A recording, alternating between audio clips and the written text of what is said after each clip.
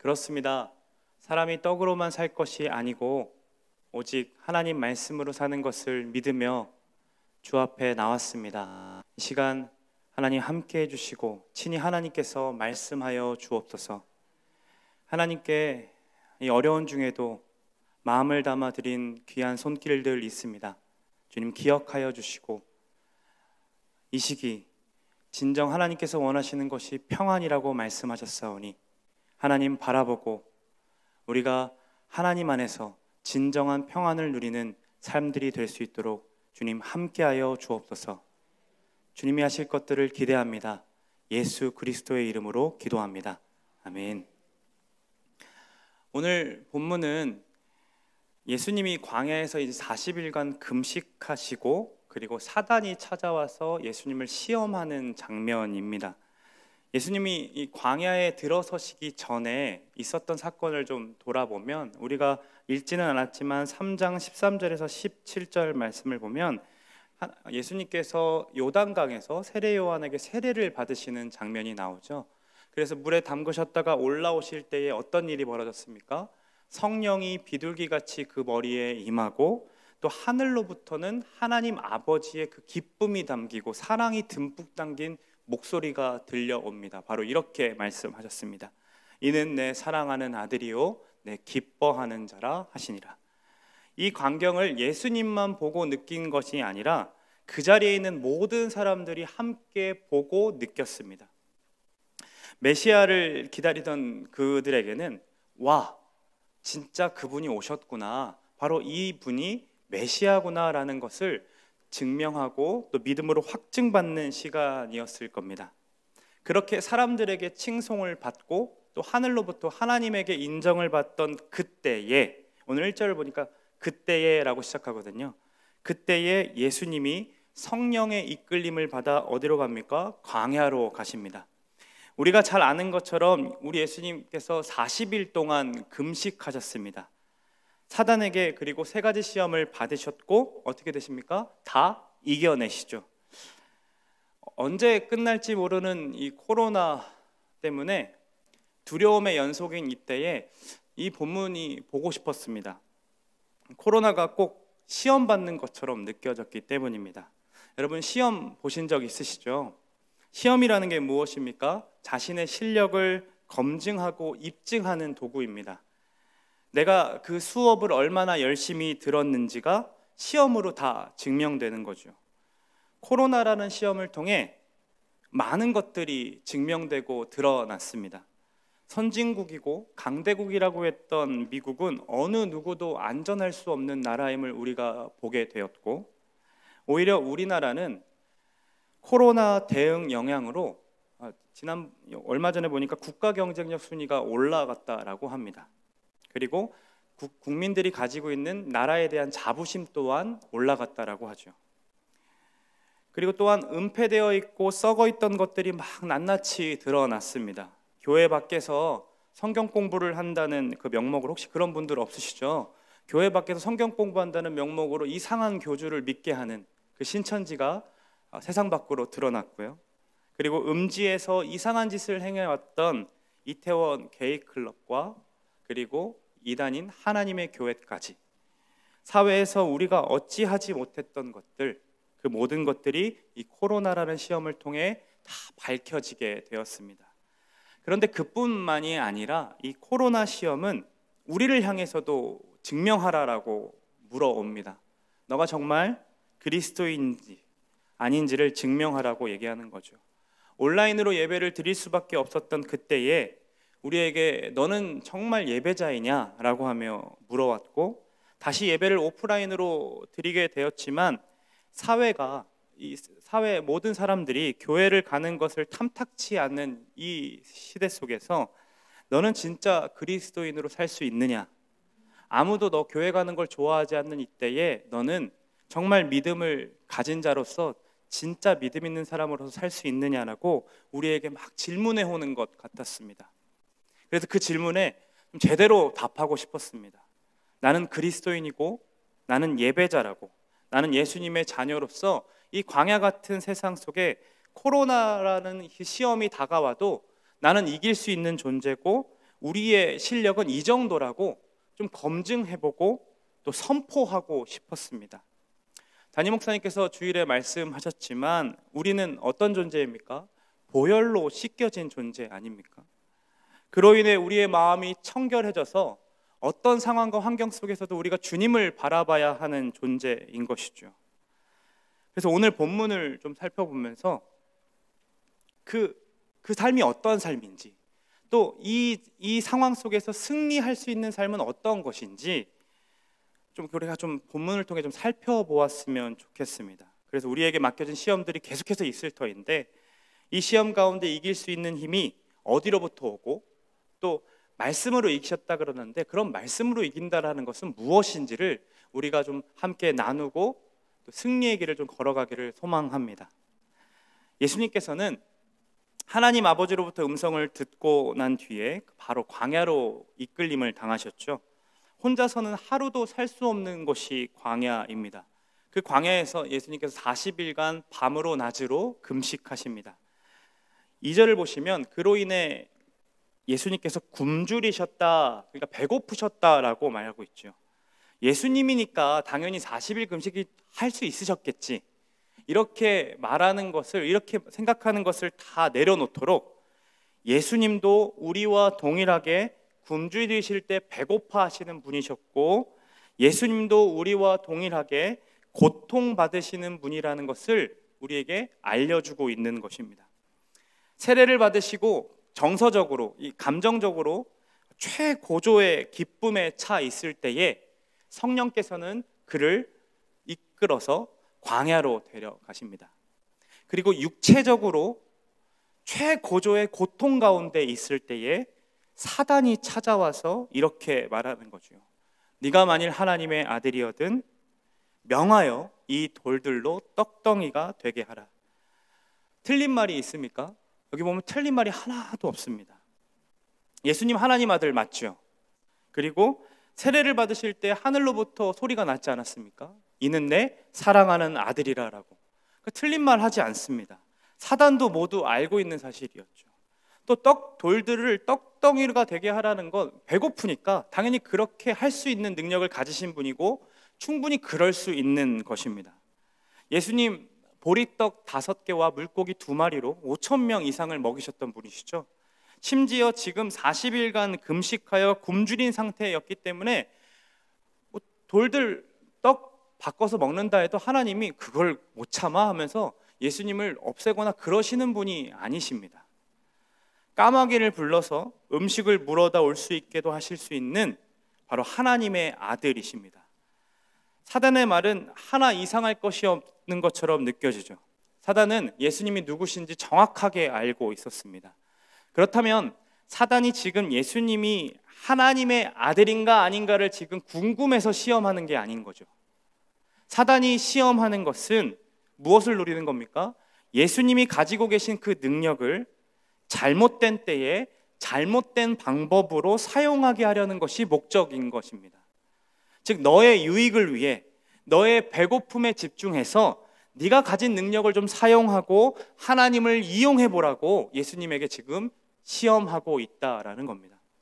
사단은 예수님께 이렇게 행했던 방법을 가지고 코로나로 고통받고 있는 우리들을 찾아와서도 또 이렇게 시험합니다.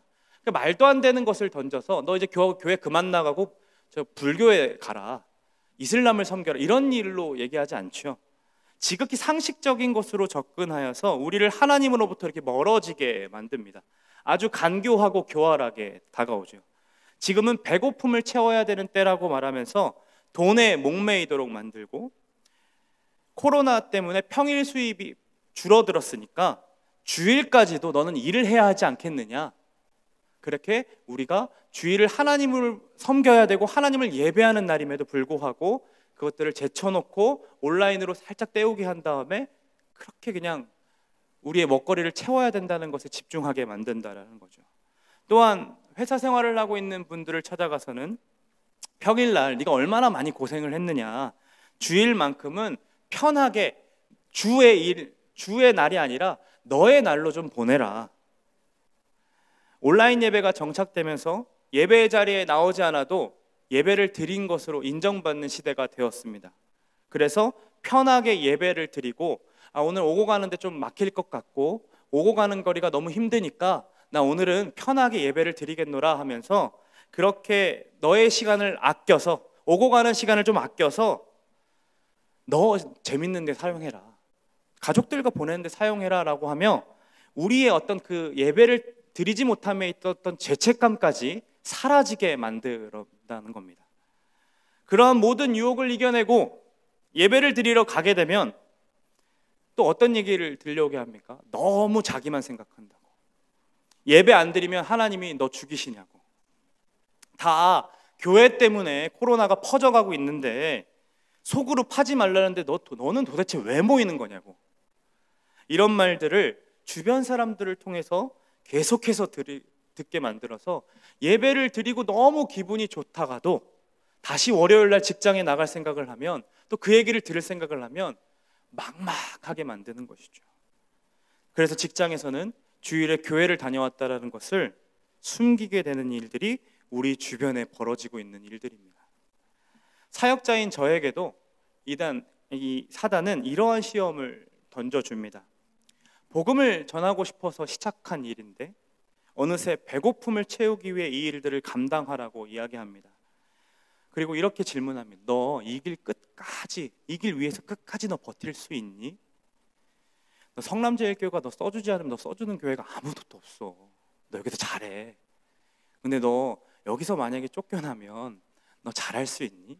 물론 그럴 일이 없겠죠.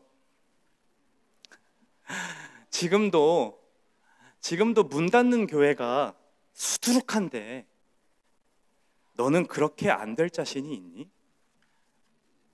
너도 언젠가는 담임 목사를 할 텐데 너에게 맡겨진 성도 너 책임질 수 있어? 너 저렇게 선배들처럼 저렇게 열심히 할 수 있니? 이런 마음들을 막 듣게 합니다. 너 못 버텨. 너는 그런 종자가 아니야. 얼른 포기해. 얼른 그만두고 기술 배워. 그래서 이런 식으로 저의 마음을 막 요동쳐서 포토샵을 좀 배워야 되나? 현수막 만드는 법을 좀 배워야 되나? 막 이런 생각들을 들게 합니다. 담임 목사님은 늘 저희에게 다른 교회 부교역자들보다 우리 교회 부교역자들이 너무 설교를 잘한다고 늘 칭찬을 해주세요. 그런데 또 이렇게 인터넷 찾아서 보면 진짜 설교를 잘하는 사람들 많아요. 담임 목사님 응원해 주시려고 하시는 것 같고, 심지어 저보다 똑똑한 사람들은 수두룩한 거를 보죠. 또 그 사람들보다, 아니 우리 선배들만 봐도, 함께 일하고 있는 우리 선배님들만 봐도 영혼을 사랑하는 사랑이 제가 따라갈 수 없을 만큼 너무 지극한 것을 봐요. 그러면서 제 안에 사단이 질문하는 겁니다. 너 왜 여기 있니? 너 결국 복음을 위해서 있는 거 아니잖아. 너 돈 벌기 위해 이 자리에 있는 거 아니야? 그렇게 얘기하면서 저는 너는 목사가 아니라 사꾼이야 라는 마음으로 계속해서 저의 말을 그 귀에 들려오게 합니다. 여러분도 직장을 다니시면서 이런 생각이 들 때가 있을 거라고 생각이 됩니다. 세상에는 나보다 잘난 사람들이 수두룩하고 그들을 따라가려고 하면 절대 시간이 부족해서 그들을 따라갈 수도 없고, 한참 뒤쳐져 있고 왠지 출발 전부터 다른 것 같아서 아무리 노력해도 나는 대출금 이자를 갚을 수 있는 그 기미가 안 보이는데, 누구는 3억에서 5억 되는 집을 쉽게 구하는 그 TV 프로그램들을 보면서 자괴감에 빠져들기도 한다는 거죠. 그런 마음이 들 때 사단이 우리를 가만두지 않습니다. 네가 지금 예수 믿을 때냐? 너 수요일까지 교회 간다고? 너 그럴 시간에 공부해라. 그럴 시간에 돈 벌어라. 그리 살아서 언제 네 집 마련할 수 있겠느냐? 네 자녀 대학 등록금은 너 될 수 있는 자격이 되느냐? 능력이 되느냐? 하면서 우리를 예배의 자리에서 자꾸 배고픔을 채우는 자리로 시각을 돌려놓게 만든다라는 거죠. 이렇게 돈에 매달리게 하여서 우리의 배고픔을 더 중요시하게 만들고, 예수를 믿고 복음을 전하기 위해 사는 우리의 원래의 삶의 목적을 만몬을 의지하고 돈을 벌기 위해 사는 목적으로 바꾸어 놓는다라는 겁니다. 광야에서 40일간 금식하시고 굶주림에 처해 있는 예수님은 하나님의 아들이면서도 돌을 떡으로 바꿀 수 있는 능력을 가지고 계셨지만, 자신이 가지고 있는 능력을 사단의 목적대로 사용하기를 거부하셨습니다. 오히려 하나님의 뜻이 무엇인지를 아시고 사단에게 이렇게 선포하시죠. 예수께서 대답하여 이르시되, 함께 있습니다. 기록되었으되 사람이 떡으로만 살 것이 아니요 하나님의 입으로부터 나오는, 사람은 떡으로만 사는 존재가 아니다. 저는 이 예수님의 이 말씀이 너무 좋습니다. 떡으로 사는 존재 아니야 라고 하는 거 아니라, 그렇게 말씀하신 게 아니라 떡으로만 사는 존재가 아니다 라고 말씀하시죠. 즉 떡이 필요 없어 네 인생에, 이렇게 얘기하신 게 아니라 너의 인생에 떡이 필요한 거 나도 안다. 너의 배고픔 채워야 되는 거 나도 알고 있다. 배고플 때 먹어야 하고 굶주릴 때 채워야 함을 나도 알고 있다라고 하십니다. 그러나 예수님께서는 그보다 더 중요한 것이 있음을 우리에게 말씀하십니다. 그게 무엇입니까? 오직 하나님의 입으로부터 오는 모든 말씀입니다. 그 말씀에 배고파하고 그 말씀에 굶주려야 함이 우리에게 더 중요하다는 것을 예수님은 알고 계셨습니다. 예수님께서는 신명기 8장 3절의 말씀을 인용해서 사단에게 반응하셨는데, 신명기는 모세가 가나안 땅에 들어서기 전에 이스라엘 백성들을 모아놓고 설교한 것이죠. 이렇게 나옵니다. 함께 읽어볼까요? 내 하나님 여호와께서 이 40년 동안에 내게 광야의 길을 걷게 하신 것을 기억하라. 이는 너를 낮추시며 너를 시험하사 내 마음이 어떠한지 그 명령을 지키는지 지키지 않는지 알려 하심이라. 너를 낮추시며 너를 줄이게 하시며 또 너를 알지 못하며 내 조상도 알지 못했던 만나를 내게 먹이신 것은 사람이 떡으로만 사는 것이 아니요 여호와의 입에서 나오는 모든 말씀으로 사는 줄을 내게. 아멘. 하나님께서 이스라엘에게 시험을 주신 이유가 무엇입니까? 그들의 마음이 어떠한지 하나님 말씀대로 살아가는 존재인지를 알게 해주시고 싶으셔서 시험을 주셨다라고 합니다. 즉 우리에게 코로나라는 시험이 다가온 이유는 우리의 마음이 어떠한지, 나는 무엇으로 사는 존재여야 하는지 하나님이 가르쳐주기 위함이라는 것이죠. 또한 만나를 이스라엘에게 먹이신 이유가 무엇입니까?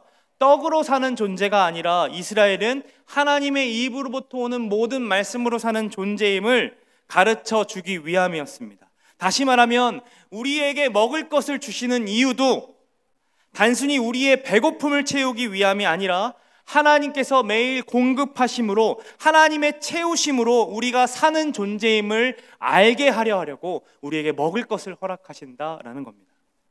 이스라엘 백성들은 어떻게 됐습니까? 광야에서 처절하게 실패했습니다. 그들은 매일같이 먹여주시는 만나와 메추라기를 경험하면서도 하나님을 원망하고 애굽으로 다시 돌아가겠노라고, 나 그냥 죽겠노라고 하면서 결국 광야에서 40년간 뺑뺑이를 돌다가 죽습니다. 그러나 우리 예수님은 그 광야에서 40일 동안 금식하시고 홀로 그 시험을 이겨내십니다. 오직 하나님의 입으로부터 오는 말씀을 의지함으로 사단의 뜻이 아닌 오직 하나님의 뜻을 이루십니다. 예수님이시니까 이길 수밖에 없는 것, 그것이 아니라 우리와 같은 인간으로서 동일한 고통 중에 거하셨지만 하나님이 어떤 분이신지 예수님 정확하게 잘 알고 계셨기 때문에 그래서 이기셨습니다. 그리고 마땅히 시험을 받으시면서도 우리에게 어떤 방법으로 사단이 시험하실지, 이후에 우리가 살아갈 이 믿음의 세상 속에서 사단이 우리를 어떻게 시험하실지 예수님이 아셨기에 예수님은 제자들에게 또 우리들에게 하나님이 어떤 분이신지 이렇게 소개하십니다. 함께 한번 읽어볼까요? 마태복음 7장 9절입니다. 너희 중에 누가 아들이 떡을 달라 하는데 돌을 주며 생선을 달라 하는데 뱀을 줄 사람이 있겠느냐? 하물며 하늘에 계신 너희 아버지께서 구하는 것 좋은 것을 주시지 않겠느냐? 이게 무슨 말입니까? 하나님께서, 하늘 아버지께서 너를 책임져 주신다. 굶고 헐벗고 있을 그때에 하나님 아버지께서 분명하게 당신의 자녀를 책임지시는 분이시다. 그것을 우리에게 가르쳐 주십니다. 그러니 제발 염려 좀 내려놓고 구하고 찾고 두드리면 그 좋으신 아버지께서 너를 인도하시고 채우신다라는 것을 예수님은 가르쳐주고 싶으셨고 그렇게 제자들을 불러놓고 말씀하시는 것입니다. 그분이 누구신지 알기에 우리는 떡보다 하나님 말씀을 의지할 수 있습니다. 모든 만물이 주로부터 나오고 주께로 나아가는 것을 우리가 믿기 때문입니다. 내 인생의 한 자락도 하나님의 손길에 외면당하지 않고 삶의 어떤 구석구석마다 하나님께서 일하신다는 사실을 우리는 믿기 때문에 오직 하나님의 입으로부터 나오는 말씀대로 살 수 있습니다. 그분은 우리의 신앙의 문제만을 해결하는 분이 아닙니다. 우리의 육적인 문제도 다 알고 계시는 분이고 세상의 모든 문제들도 다 이 말씀을 통해서 해결하실 수 있는 분이십니다.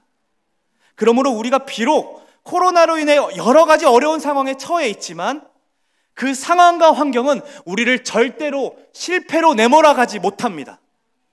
세상 사람들은 자신들이 공부한 것을 가지고 코로나 이후의 시대가 어떻게 될 것이다, 그렇게 앞으로 세계가 이렇게 될 것이다 라고 하며 코로나 이전의 시대는 돌아오지 않는다라고 선언합니다. 그러나 우리에게 중요한 것은 그것이 아니죠. 우리는 사단의 생각에 지배받지 않습니다. 떡이 더 중요하니까 떡을 얻기 위해 포스트 코로나 시대에 이렇게 준비하라고 말하는 그런 얘기에 우리는 휘둘리지 않습니다. 우리는 왜냐하면 떡으로만 사는 존재들이 아니기 때문입니다. 사랑하는 믿음의 동역자 여러분, 우리는 하나님의 입으로부터 나오는 모든 말씀으로 사는 존재들입니다. 비록 우리 앞에 놓여진 이 코로나라는 시험 자체가 굉장히 우리를 어렵게 만들고 우리를 불안감에 사로잡게 만들지만 여전히 우리 가운데서도 하나님의 말씀으로 사는 존재임을 우리가 삶으로 깨달아 알기를 소망합니다. 만약 우리가 포스트 코로나 시대를 준비해야 한다면 어떻게 하면 먹고 살 수 있을까를 준비하는 것이 아니라 어떻게 하면 하나님 말씀대로 살 수 있을까, 어떻게 하면 그 복음을 들고 뿔뿔이 흩어진 세대 속에서 하나님 말씀과 그 복음을 전할 수 있을까를 준비해야 합니다. 그 사명을 감당하기 위해 우리는 하나님께 나아가 매일 의존하고 하나님께 구하고 하나님께 찾고 하나님께 얻는 존재입니다. 우리 예수님, 그 하나님을 좋으신 아버지로 소개해 주시면서 너희는 이렇게 기도하라 라고 말씀하셨죠. 우리가 떡을 어떻게 하나님께 구해야 할지, 떡으로만 사는 존재, 떡이 필요하다는 걸 예수님께서 아셨기 때문에 그 떡을 어떻게 구해야 되는지를 가르쳐 주셨습니다. 같이 한번 읽어볼까요? 함께 있습니다. 오늘 우리에게 일용할 양식을 주시옵고 우리의 배고픔을 채우는 그 떡은 오늘 구하는 일용할 양식입니다. 단순히 대대손손 잘 먹고 잘 살게 하려고 구하는 건 아니고요, 코로나 이후의 시기를 버텨보려고 그것 구하는 것 아니라 상황과 환경이 어떠하든지 오직 오늘 먹을 떡을 하나님께 나아가 구하는 겁니다. 이스라엘 백성이 광야에서 매일같이 아침마다 만나와 메추라기를 얻어 먹은 것처럼 그리하여서 하나님이 나와 함께 하시구나, 하나님이 나의 공급자이시는구나 라는 것들을 느꼈던 것처럼 우리가 구하는 이 떡도 매일 구하며 하나님이 나를 먹이시는 분임을 알아가야 합니다. 배고플까봐, 또 두려워하고 굶주릴까봐 돈에 얽매여 살아가는 우리들을 향해 우리 예수님께서 이렇게 말씀하시는 거죠. 너 그렇게 사는 존재 아니다. 배고픔을 채운다고, 네 굶주림을 채운다고 너는 만족함을 얻을 수 없단다. 사랑하는 내 자녀야, 너는 나의 입으로부터 오는 모든 말씀으로 사는 존재란다. 앞에서 뛰고 있는 사람들을 보니까 너 아무것도 아닌 것 같고 그 사람들처럼 될 수 없어서 너 이 길을 포기할 것 같은 생각이 드니 기억해라. 너는 나의 말씀으로 사는 존재라고 나에게, 저에게, 그리고 여러분에게 분명하게 말씀하고 계십니다. 그래서 주님의 음성을 의지하며 여러분에게 권면합니다. 사랑하는 여러분, 우리는 하나님 말씀의 힘을 얻고 살아가는 존재들입니다. 우리를 그 가정에 두시고 학교와 직장에 두시고 그리고 이 교회에 두신 이유는 절대로 배고픔을 얻으라고 떡을 위해 살아가기 위한 수단으로 주신 것이 아닙니다. 오로지 그 세상 속에서, 그 환경 속에서 주의 말씀으로 살아가는 것이 어떤 삶인지 좀 전해달라고, 하나님 말씀으로 서 있는 존재가 얼마나 행복한 존재인지 이 코로나로 불안한 시기 가운데 너가 좀 전해달라고 우리에게 가르쳐 주고 계십니다. 그래서 우리를 부르셨고 우리가 그 자리에 있는 것이죠. 그러니 사랑하는 여러분, 저와 여러분의 삶이 너무나도 괴로운 배고픔의 연속인 그 삶에 있을지라도 온갖 어지러운 소리들로 우리를 괴롭히고 우리의 그 깊은 구석구석까지 파고들어서 우리를 유혹하고 우리의 그 어떤 자신감도 다 내리깎고 그냥 그렇게 깊은 구석에 처박혀지는 상황에 있을지라도 하나님의 말씀으로 사는 존재가 바로 나임을 기억하며 우리에게 맡겨진 이 길 끝까지 함께 걸어가기를 소망합니다. 코로나 시험이 날마다 존재하는 지금 우리에게 필요한 것은 오직 하나님의 말씀입니다. 말씀이 아니면 우리는 살아도 죽어있는 존재임을 기억하시고 더욱이 하나님 앞에서 말씀이 아니면 안 된다는 심정으로 예배를 사모하고 그 예배 가운데 터져 나오는 그 말씀들을 갈급한 심령을 갖고 드러내며 그 말씀대로 살아내기를 소망하며 그렇게 한 걸음 한 걸음 주의 길을 따라 걸어가는 저와 여러분의 삶, 우리 교회 모든 교인들의 삶이 되시기를 간절히 축원합니다. 이 시간 함께 그 마음 가지고 함께 기도했으면 좋겠습니다. 우리가 함께 기도할 때에 떡으로만 살려고 했던 삶은 없었는지 좀 돌아봤으면 좋겠습니다. 오늘 말씀을 통해 하나님께서는 우리가 지금 무엇에 굶주리고 있는지를 질문하십니다. 떡에 굶주린 인생으로 살아왔는지 아니면 하나님 말씀에 그의 나라에 굶주린 심령으로 살아갔는지 우리에게 묻고 계십니다. 이 시간 그 하나님 앞에 좀 솔직하게 우리의 마음을 좀 내어드렸으면 좋겠습니다. 떡에 목말라 있던 내 모습이 떠오르게 하신다면 그 모습 가지고 이 시간 회개하기를 원합니다. 우리와 함께 계신 그 하나님 앞에 서서 우리의 죄악들을 낱낱이 고하고 회개하며 그렇게 기도함으로 나아갑니다. 함께 기도합니다.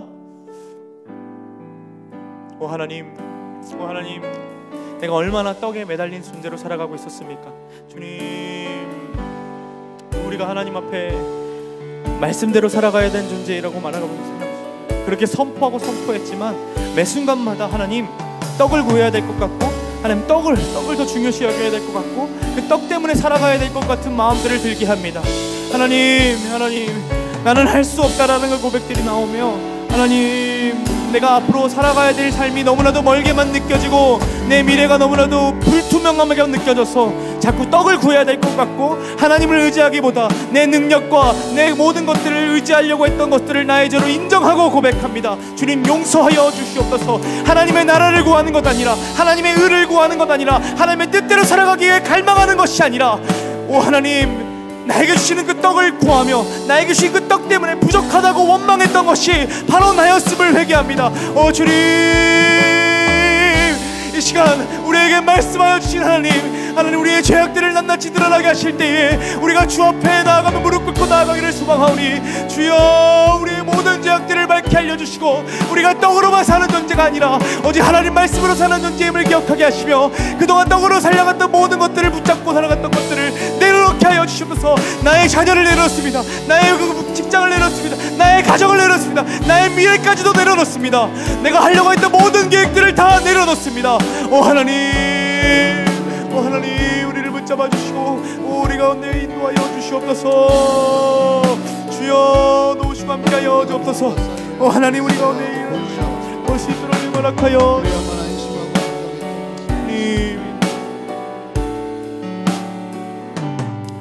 여러분, 우리가 어떤 존재입니까? 하나님 말씀으로 사는 존재입니다. 이 시간 우리가 처한 상황과 환경을 놓고 하나님께 간구하기를 원합니다. 오 주님, 코로나로 고통받는 이 나라, 세계 열방들 주님의 말씀으로 살아나게 도와주옵소서. 두려움에 떨고 있는 우리 가족들과 직장 동료들과 친구들, 오직 하나님의 말씀으로 사는 존재가 어떤 존재인지 나의 삶으로 전하게 하시고 그를 통해 평안함을 얻게 하여 주옵소서. 또한 갑작스럽게 찾아온 질병으로 고통받고 있는 우리 믿음의 동역자들이 있습니다. 하나님, 구하고 찾고 두드릴 때에 좋은 것을 주시는 그 아버지를 믿으며 말씀으로 사는 삶이 얼마나 행복한지 그 병마와 싸우는 가운데도 평안함을 허락하여 주옵소서. 우리 이 제목 가지고 주의 이름 한번 부르짖으며 뜨겁게 하나님 앞에 간구함으로 나아갑니다. 주여, 오 하나님, 하시기를 소망합니다.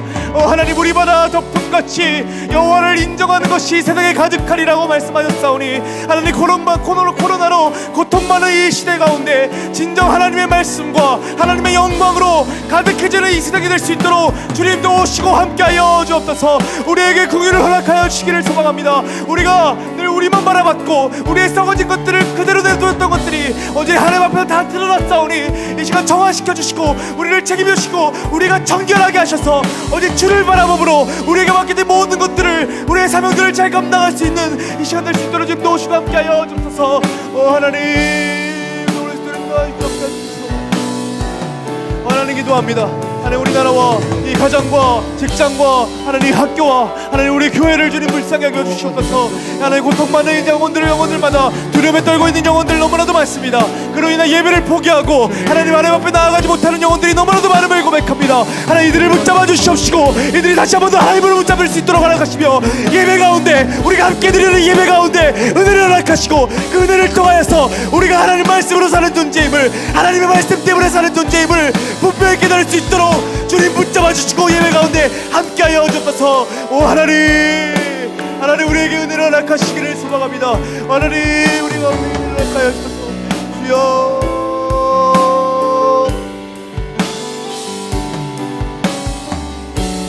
되시며 의와 기쁨 되신 주 사랑합니다. 내 안에 가장 귀한 것, 내 안에 가장 귀한 것 주님을 알미라. 모든 것 되시며 의와 기쁨 되신 주 사랑함. 우리 믿음의 결단으로 고백합니다. 내 안에 가장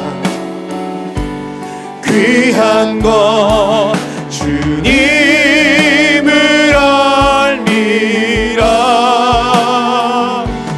모든 것 되시며 의와 기쁨 되신 주 사랑합니다. 다시 한 번 더 고백합니다. 내 안에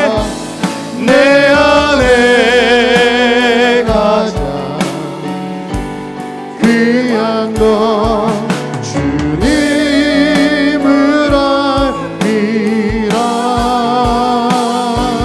모든 것 되시며 의와 모든 것 되시며 모든 것 되시며 의와 모든 것 되시며 모든 것 되시며 의와 기쁨 되신 주 사랑하. 우리 이렇게 고백합니다. 주님 사랑해요. 주님 사랑해요. 온 마음과 정성 다해, 온 마음과 정성 다해 하나님의 신실한 친구 되기 원합니다. 주님 사랑해요. 주님 사랑해요. 우리 온 마음과 정성 다해 오직 주님만을 사랑합니다. 우리의 만족 되시고 우리의 소망 되신 우리 주님만을 사랑합니다. 하나님의 신실한 친구 되기 원합니다. 우리 가슴에 손을 얹고 한 번 더 고백합시다. 주님 사랑해요.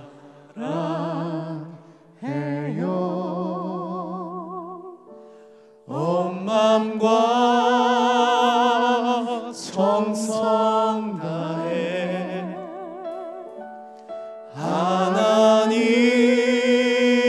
하나님의 신실한 친구 되기 원합니다. 하나님의 신실한 신부 되기 원합니다. 하나님의